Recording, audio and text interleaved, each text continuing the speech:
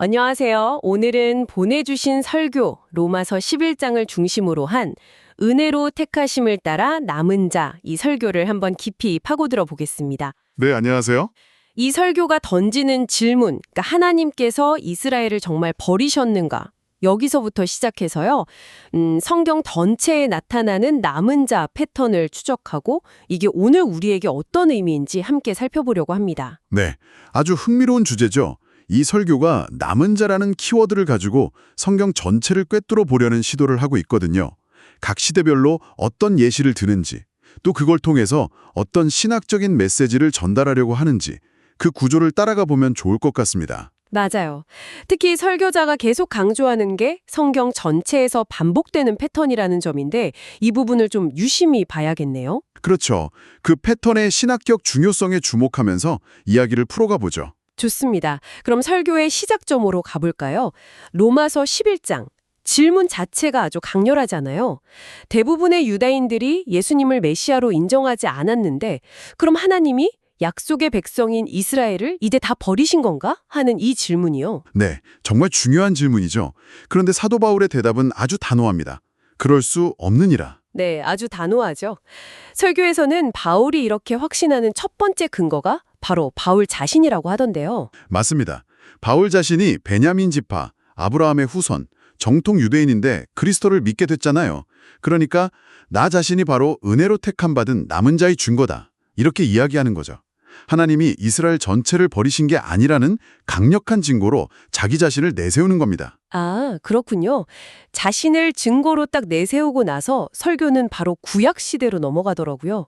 엘리야 시대로요. 네, 그 아하방이랑 이세벨 때문에 온 이스라엘이 바알 숭배에 빠졌던 그 암흑기 이야기죠. 맞아요. 그때 엘리야가 정말 외로웠던 것 같아요. 하나님한테 나만 홀로 남았습니다. 이렇게 탄식하잖아요. 설교자는 이게 오늘날 우리가 느끼는 고립감과 좀 비슷할 수 있다. 이렇게도 말하고요. 바로 그 지점이죠.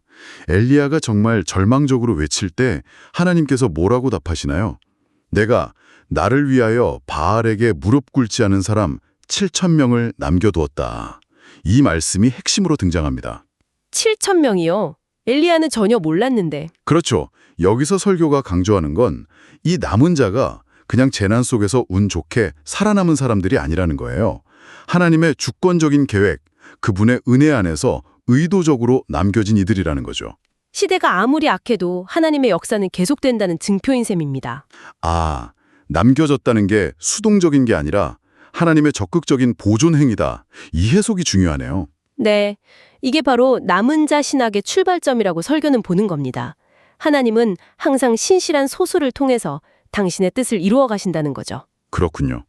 그런데 설교는 이 남은 자 패턴이 엘리야 시대에만 있었던 게 아니라고 주장하죠. 성경 역사의 거의 시작부터 반복된다고요. 맞습니다. 그 첫 번째 예시로 창세기의 노아를 들어요. 아, 노아, 홍수 심판 때. 네, 온 땅이 죄악으로 가득해서 하나님이 세상을 심판하시기로 했을 때 창세기 6장 8절에 딱 한 구절. 그러나 노아는 여호와께 은혜를 입었더라. 은혜를 입었더라. 설교는 이 구절을 통해서 노아가 인류 최초의 남은 자라고 말합니다. 근데 중요한 건 노아가 특별히 의로워서라기보다는 전적인 하나님의 은혜로 선택받고 보존되었다는 점을 강조해요. 아, 행위가 아니라 은혜로. 그렇죠. 그래서 이 노아 이야기가 앞으로 성경에 나올 모든 남은 자 이야기의 원형, 모형이 된다고 분석하는 거죠. 그렇군요. 단순히 살아남은 게 아니라 하나님의 선택, 그리고 은혜, 이 두 가지 키워드가 노아 이야기에서부터 시작되는군요. 그리고 이 패턴이 바로 또 그러니까 아브라함에게서도 나타난다고요? 네, 바로 이어서 아브라함 이야기가 나옵니다. 바벨탑 사건 이후에 사람들이 또 교만해지고 하나님을 떠나 우상 숭배에 빠졌을 때 하나님께서 메소포타미아에 있던 한 사람, 아브라함을 딱 주목하신 거죠. 온 세상에 다 그런데 딱 한 사람을 부르신 거네요. 맞습니다. 하나님은 아브라함 한 사람을 부르셔서 그를 통해 새로운 민족, 새로운 구원의 역사를 시작하시잖아요. 여기서도 설교는 반복되는 패턴을 강조해요. 보편적인 타락 속에서 소수를 선택해서 새로운 시작을 이루시는 하나님의 방식, 이게 우연이 아니라는 거죠. 하나님의 일관된 방식이다. 그럼 설교가 말하는 남은 자는 정확히 어떤 의미일까요? 그냥 생존자 이상이라고 했는데? 설교는 남은 자를 이렇게 정의하더라고요. 한 사람의 신실함이 그와 연결된 공동체나 다음 세대를 구원하고 보존하는 통로가 되는 원리. 아, 한 사람의 신실함이 통로가 된다. 네. 노아 한 사람 때문에 그의 가족이 구원받았고 아브라함 한 사람의 믿음이 결국 이스라엘이라는 큰 민족의 시작이 된 것처럼요. 그러니까 이들은 그냥 혜택만 받는 게 아니라 하나님의 구원 계획을 이어가는 중요한 역할을 하는 존재라는 거죠. 상당히 의미 있는 정의네요. 그래서 설교는 노아와 아브라함의 예를 들면서 남은 자 패턴을 4단계로 딱 정리하는군요. 네, 그렇죠. 그 4단계를 다시 한번 정리해보면 첫째, 인간 사회 전체나 대부분이 하나님을 떠나 부패한다. 네, 둘째, 그 결과는 하나님의 심판이 임한다. 심판. 셋째, 그런데 그 심판 중에도 하나님은 은혜로 소수의 남은 자를 선택하고 보존하신다. 소수의 남은 자. 넷째, 그리고 바로 이 남은 자들을 통해 하나님은 새로운 시작을 여시고 구원 역사를 이어가신다. 아, 부패, 심판, 남은 자 보존, 그리고 새로운 시작. 이 4단계 패턴이군요. 네, 설교는 바로 이 패턴이 로마서 11장에서 바울이 이스라엘이 버려지지 않았다고 확신하는 성경적, 역사적 근거라고 주장하는 겁니다. 와, 정말 이 패턴이 성경 곳곳에서 발견될까요? 설교에서 또 다른 예들을 들었죠. 네, 여러 예를 듭니다. 먼저 출애굽 시대를 봐요. 애굽이라는 거대한 제국이 바로의 폭정 아래에 있었고 이스라엘 민족은 거의 말살될 위기였잖아요. 네, 정말 암울했죠. 그때 하나님께서 나일강에서 건져내시고 준비시킨 인물이 바로 모세죠. 모세 한 사람. 이 남은 자를 통해 이스라엘 전체가 구원받고 시내산에서 언약 백성으로 새롭게 시작하잖아요. 이것도 전형적인 패턴의 성취로 고한 거죠. 그러네요, 모세. 그런데 다음 예는 좀 흥미로웠어요. 외부의 압제가 아니라 이스라엘 백성 내부의 문제 때문에 남은 자가 필요했던 상황. 가데스 바네아 사건이요. 아, 맞아요. 약속의 땅을 눈앞에 두고 정탐꾼들 보고 때문에 백성 전체가 불신에 빠졌던 그 사건이죠. 네. 10명의 부정적인 보고에 다들 낙담하고 하나님 원망하고 막 모세랑 아론을 돌로 치려고까지 했잖아요. 그때 딱 2사람. 그렇죠. 여호수아와 갈렙. 다수가 불신하고 위협해도 아니다. 저들은 우리의 밥이다 하면서 하나님의 약속을 믿었던 이 2사람. 결국 그 세대는 광야에서 다 죽었지만 하나님은 이 신실한 2사람, 이 남은 자를 통해 다음 세대를 가나안 땅으로 인도하셨죠. 아, 수의 논리가 아니라 신실함의 논리. 그렇죠. 그리고 두 번째는 이 남은 자들은 보통 그 시대의 악한 흐름을 거슬러서 하나님의 말씀을 지키려는 특징을 보인다는 거예요. 아, 말씀 순종. 어떤 예가 있었죠? 이걸 사사시대의 애들로 보여주는데요. 사사시대가 정말 자기 소견에 옳은 대로 행하던 혼란기였잖아요. 네, 맞아요. 그런데 그 시대에도 룻기의 보아스를 보면 율법에 따라 기업 물을 자의 책임을 다하고 약자를 돌보죠.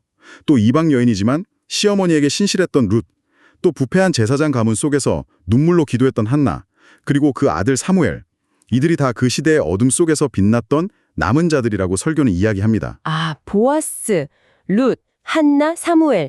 정말 각자 다른 상황에서 신실함을 지킨 인물들이 결국 다음 시대를 여는 역할을 했군요.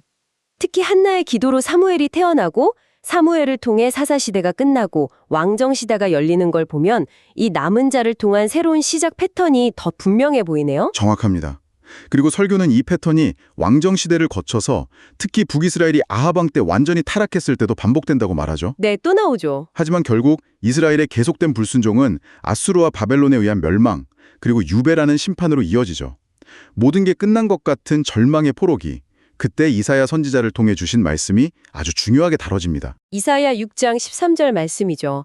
그 밤나무 상수리나무가 베어도 구루터기는 남아있는 것처럼 거룩한 씨가 이 땅의 구루터기다. 이 말씀이요? 네, 바로 그 말씀입니다. 설교는 여기서 그루터기를 심판 후에도 살아남은 남은 자로 보고요. 더 나아가서 그 그루터기가 그냥 살아남은 게 아니라 거룩한 씨를 품고 있다고 강조해요. 거룩한 씨? 그럼 그 씨가 누구를 말하는 건가요? 설교는 이걸 이사야 53장 2절이랑 연결시켜요. 그는 주 앞에서 자라나기를 연한 순 같고 마른 땅에서 나온 뿌리 같아서. 이 메시아의 예언 구절이요. 즉, 다 베어 넘어진 나무 밑동 같은 이스라엘 역사 속에서 마침내 그 그루터기에서 돋아날 연한 순, 새싹, 이게 바로 궁극적인 남은 자이고 그분이 바로 예수 그리스도라는 결론에 이르는 거죠. 아, 그래서 성경 전체에 반복되던 그 남은 자 패턴이 결국 예수님 안에서 정점을 찍고 완성된다. 이런 이야기군요. 네, 맞습니다. 그럼 이제 지금 이 시대에 은혜로 택하심을 따라 남은 자는 누가 되는 건가요? 설교는 분명히 말합니다. 이제는 더 이상 혈통적 이스라엘이 중요한 게 아니라 바로 이 예수 그리스도를 믿음으로 받아들이는 모든 사람, 유대인이든 이방인이든 상관없이요. 그리스도 안에서 새로운 피조물이 된 사람들이 바로 이 시대의 거룩한 씨, 남은 자라는 선언입니다. 그렇군요.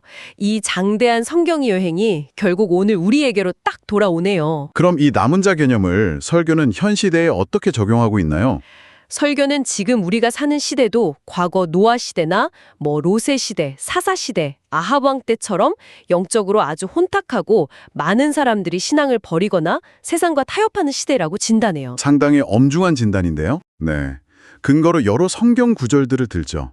예를 들면 세상 끝날에 믿는 저를 보겠느냐는 예수님의 질문이라든지 마지막 때에 많은 사람이 시험에 들고 서로 미워하게 될 거라는 경고, 또 말세에는 사람들이 믿음에서 떠나 경건의 모양만 남을 거라는 예언 같은 것들이요. 듣고 보니 정말 우리 시대 이야기 같기도 하고, 그렇다면 이런 시대 속에서 설교가 우리에게 궁극적으로 요구하는 건 뭔가요? 그건 바로 당신이 그리고 우리가 이 시대의 남은 자가 되어야 한다는 아주 강력한 도전입니다.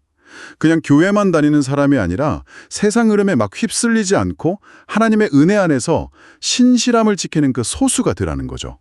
이 시대에 남은 자가 되어라. 그럼 남은 자에게 가장 중요한 건 뭘까요? 설교에서 강조하는 점이 있었나요? 네, 핵심은 하나님의 말씀에 대한 철저한 순종이라고 강조합니다. 말씀 순종. 구체적으로 어떤 모습일까요? 예를 들어 노아가 비도 안 오는데 방주를 지으라고 했을 때 순종했던 것처럼요. 또 아브라함이 왜 가야 하는지, 왜 아들을 바쳐야 하는지 다 이해 못했지만 말씀을 따라갔던 것처럼, 여호수아와 갈렙이 거인들이 사는 땅을 향해 나아가라고 했을 때 순종했던 것처럼 바로 그런 순종을 말하는 거죠. 상황이나 내 이성적인 판단을 넘어서는 순종. 그렇죠. 하나님은 세상적인 기준, 수나 크기, 힘 이걸로 일하시는 게 아니라 비록 소수라도 당신 말씀에 끝까지 순종하는 그 남은 자를 통해 당신의 뜻을 이루신다는 걸 거듭 강조합니다.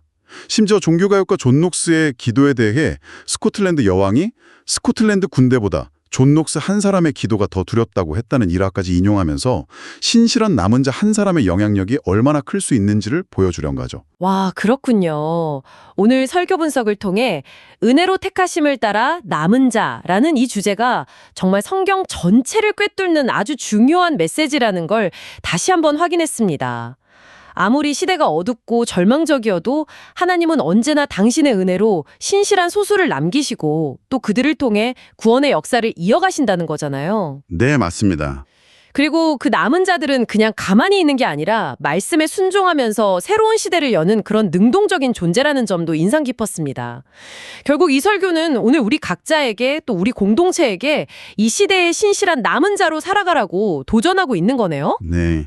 이 설교가 제시한 남은 자를 통한 새로운 시작이라는 패턴이 정말 하나님의 방식이라면 이건 우리가 지금 겪고 있는 여러 위기나 어려움 혹은 영적인 침체를 바라보는 관점을 좀 바꿔줄 수도 있을 것 같아요. 당장 눈에 보이는 어떤 결과나 성공, 규모 이런 것에 너무 좌우되지 말고요.